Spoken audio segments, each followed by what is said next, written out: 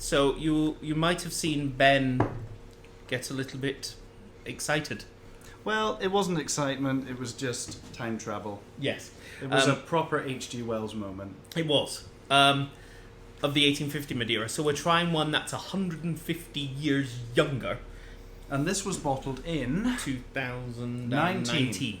So a good, pretty much 20 years. 19 years in oak, then barrel. I think this is probably the first bottling of the 2000 Wager, is it? Probably of this, yeah. Yes, probably of this of the 2000. So what is Madeira? We didn't tell you that in the last video because we were just having a moment. Madeira, basically, it's a style of wine from the island of Madeira, fortified wine. They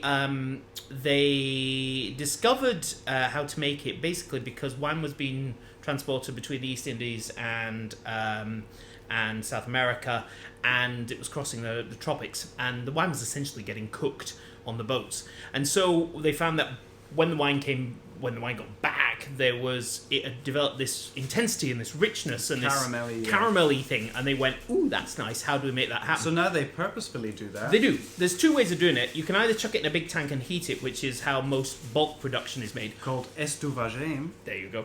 We've been revising. Or you can do it the Cantero method, which is put in a barrel in the barrel, but not in the cellar, above, exposing it to the natural temperatures of the island. Yes. So it just gently heats it. And then as it gets older, they put it in cooler places and regulate it. But it's basically purposeful cooking. Yep. And as you've said before, everything that's gone wrong with it has kind of gone wrong. Yeah. So basically, the one thing about Madeira is that it's completely and utterly stable. Because the oxidations in the barrel and everything has when you expose wine to age, it gets better and better and better, then it deteriorates.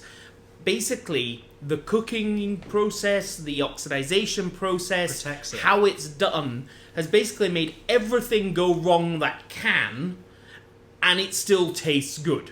It's like injecting cheese with mold. It's going moldy. Pretty much.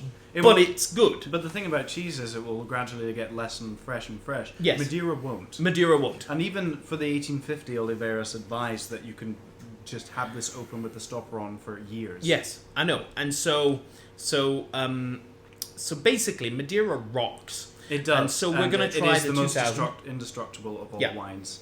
And also, therefore, the most ageable, and therefore the most potentially complex. And the one that's perfect for giving to your family and friends when it's anniversaries. Absolutely. So, if you've got something coming up in 2022 or 2023, give me a heads up. I'll see what I can do. Just a bit of information on Verdelho. There's 4 noble grape varieties. Cercial, Verdelho, Boal, and Malvasia. When people want the dry style of Madeira, which isn't traditional, they go straight for Cercial, and then the traditionalists love Boal and Malvasia. So that's why Verdelho tends to get a little lost in the mix. But I think it actually combines the two perfectly. It is like Verdelho is to Madeira what Amontillado is to sherry.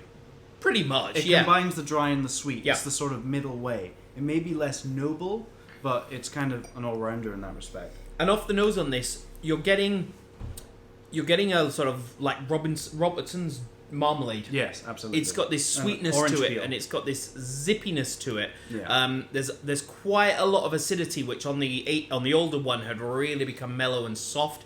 This is much more zippy, fresh acidity, and obviously over the next century that will sort of calm down and that will subtly calm down. But yeah, there is this really gentle. lemony citrus.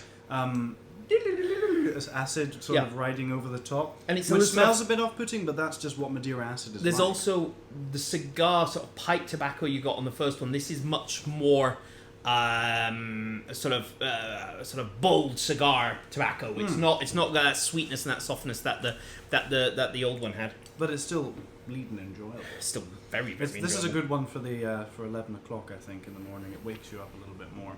The palate is zippy. It's fresh. It's got prickly, spicy bits, as opposed to sort of soft, clove, gentle, elegant. But it's enjoyable seeing a younger Madeira. I mean, it's lovely. Yes, it's woo.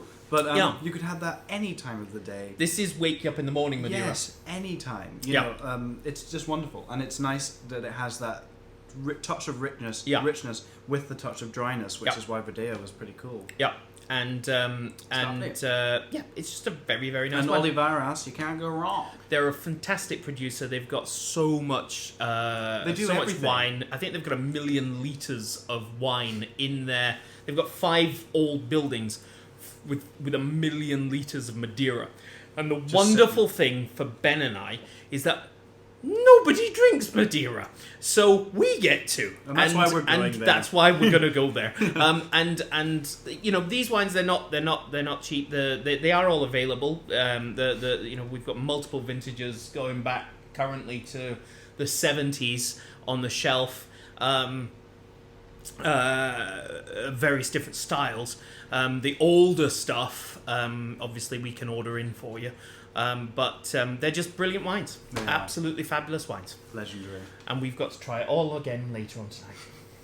Have a good day. Bye.